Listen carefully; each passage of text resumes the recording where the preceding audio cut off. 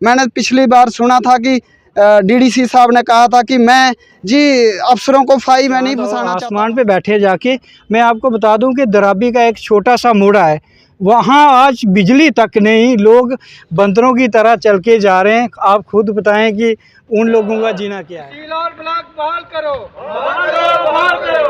और ब्लॉक बहाल करो, तहसील और ब्लॉक बहाल करो। जिंदाबाद डीसी रियासी, जिंदाबाद डीसी रियासी। आज जो हमारा विभाग का डेपुटेशन जो डीसी साहब एडिशनल डीसी साहब से मिला, तो हमारा ये मेन था ब्लॉक का था और तहसील का था। ये तो हमने उनसे बात की, उन्होंने हमें आश्वासन दिया है कि वो कुछ दिन तक हमारी पंचायत में भी ब्लॉक में विज़िट करेंगे विभाग में।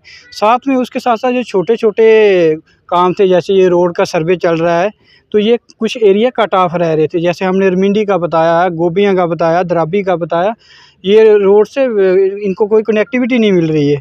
तो ये कुछ सर्वे करवाने वाले हैं, तो उनको भी हम ये आपसे आपके माध्यम मीडिया के माध्यम से कहना चाहते हैं कि सर्वे कम से कम जो लोग 100 150 घर कट ऑफ हो रहे हैं, तो उनको भी बीच में लिया जाए। उनको भी रोड चाहिए, बिजली चाहिए। आज का एक लोग चाँद और आसमान पे बैठे जाके मैं आपको बता दूं कि दराबी का एक छोटा सा मोड़ा है, वहाँ आज बिजली तक नहीं, लोग बंदरों की तरह चल के जा रहे हैं। आप खुद बताएं कि उन लोगों का जीना क्या है। यहाँ आज बिजली तक नहीं, लोग आसमान चाँद पे बैठ के हैं जाके। तो ऐसी डेवलपमेंट हो रही है। इन लोगों को भी हम कहना चाहते हैं कि हमारे ये विधायक जो बने जितने जो भी हैं, उनसे हम रिक्वेस्ट करें कि कुछ इन एरियो को टच करें। देखें, नहीं यहाँ बिजली नहीं होगी, वहाँ पे शिक्षा कितनी होगी।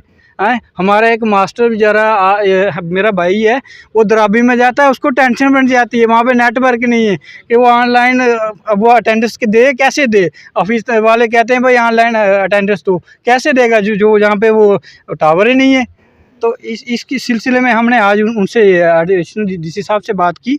फिर हमने ये भी कहा कि हम कटरा का जो मेन आज प्रोटेस्ट कर रहे हैं, मेन इशू है, वहाँ पे भी हमारे दिमाग के कम से कम 3000 4000 लोग वो काम कर रहे हैं। तो मैक्सिमम दिमाग नहीं, जब जम्मू कश्मीर के हर कोने से वहाँ पे लोग काम कर रहे हैं, तो वो पढ़े लिखे लोग हैं, कोई ऐसे नहीं है MA BEd ग्रेजुएट लोग हैं, क्योंकि उनके पास रोज़गार नहीं है। तो कटरा में एक अच्छा साधन है, काम कर रहे हैं, दिन का पैसा मिल जाता है, तो वहाँ के लोग को अपने परिवार का पालन पोषण कर रहे हैं, वहाँ से बच्चों को शिक्षा की ओर ले जा रहे हैं। तो इस सिलसिले में हमने आज एडिशनल डीसी साहब से बात की कि इन मुद्दों को गवर्नमेंट तक पहुँचाया जाए। और लोगों के साथ जैसे कटरा में रोड पे लगा रहे हैं, तो हम तो ये करेंगे, मैं श्राइन बोर्ड की निंदा करूंगा वहाँ पे, क्योंकि रोड पे लगाने से श्राइन बोर्ड को बेनिफिट है, लेकिन गरीब जनता को बेनिफिट नहीं है। इस वजह से आप लोग यहाँ आए। सबसे पहले तो मैं मीडिया का बंधुओं का धन्यवाद करना चाहूँगा, जो हमारा फोर्थ पिलर है डेमोक्रेसी का, और हमारे इश्यूज़ को हाईलाइट करता है और ऑफिसरों तक पहुँचाता है। उनका मैं बहुत बहुत तहे दिल से शुक्रिया अदा करूँगा। इशू सबसे बड़ा इशू हमारा तहसील का मसला था, कि जो हमारी 2014 में तहसील आई थी, लाका विभाग के अंदर फंक्शन होनी थी, वो हमारी बदकिस्मती की वजह से यहाँ रियासी में फंक्शन हो रही है। इसलिए हम चाहते हैं कि उसको वहाँ पर बहाल किया जाए, जहाँ सेंट्रल लोकेशन तय हुई है वहाँ पर बहाल किया जाए और लोगों को उसकी फैसिलिटी मिले।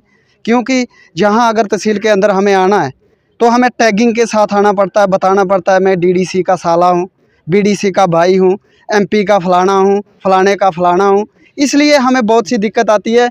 मैं तो आ सकता हूँ, मैं अपना काम करवा लेता हूँ, लेकिन मेरे ऐसे गरीब लोग हैं, वहाँ 200-250 रुपया खर्च करके जहाँ पर आएंगे, तो उनको अगर इस तरह का रेफरेंस देना पड़ेगा तो वो नहीं दे पाएंगे, उनका काम नहीं हल होगा। यहाँ पर जितने भी लोगों ने बात की कि भाई तहसील का मसला जो है वो सबसे पहला मसला है, फर्स्ट प्रायोरिटी पे होना चाहिए। उसके बाद लिफ्ट का मसला है, वो भी बड़े 2004-5 से चला आ रहा है। उधर गांव के अंदर लोगों ने, बहुत सारे लोगों को ये पता है कि हमारे लोग वहाँ बाज़ार में जाके, वहाँ DC ऑफिस में जाकर कामयाब नहीं हो सकते जब तक यहाँ तहसील हमारी यहाँ बहाल होगी। वहाँ पर हमारा एक फ्रेंडली माहौल बनेगा। तहसीलदार एक आम भेड़ बकरी चराने वाले को भी पहचानेगा, कोई लकड़ियाँ लाने वाले को भी पहचानेगा, जो सराउंडिंग के लोग होंगे।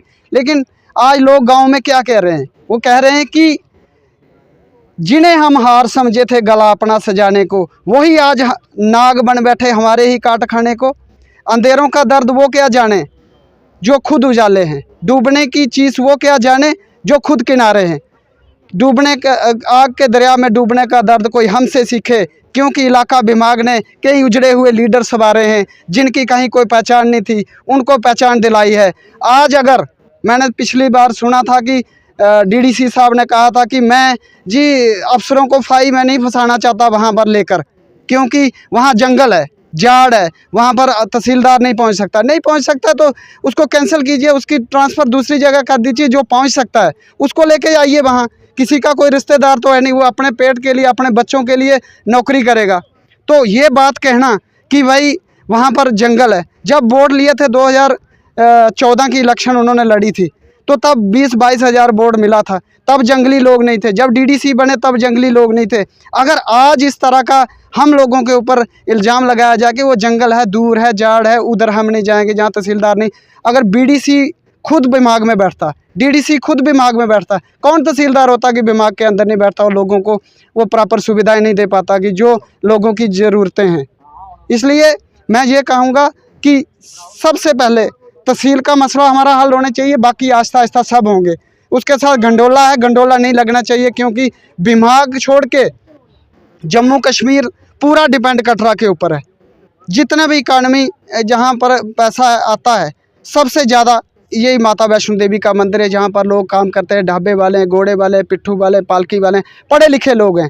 रोज़गार तो दे नहीं रहे हैं, जो मजदूरी है वो भी हम गरीब लोगों से छीनी जा रही है। इसके लिए हम कड़े से कड़े प्रोटेस्ट करने के लिए तैयार हैं। और जो हमें एडिशनल डीसी साहब ने आश्वासन दिया है, जिन जिन मसलों के ऊपर जो जो हमारी डिमांड्स थी उनको हल करने के लिए, उसके हम एहतराम करते हैं और उनके लिए हम वेट करते हैं। अगर 11 साल हमने तहसील को पहले सहन कर लिया है रियासी में, 2-3 महीने और कर लेते हैं। लेकिन राजनीतिक लीडरों को मैं ये कहना चाहूँगा कि आप कोई ऐसा इंटरफेयर ना करें कि अपना राजनीति की रोटियां सेकने के लिए हमारे लोगों के बीच में टांगें खींचना शुरू कर दें कि ये बीजेपी का मसला, ये एनसी का, ये कांग्रेस का, पार्टी लाइन से हटकर हमारा जो मुद्दा दिमाग का है उसी को हल किया जाए। जो दिमाग के लोगों की ज़रूरतें उसी पर बात होनी चाहिए, ना कि इधर उधर की बातें।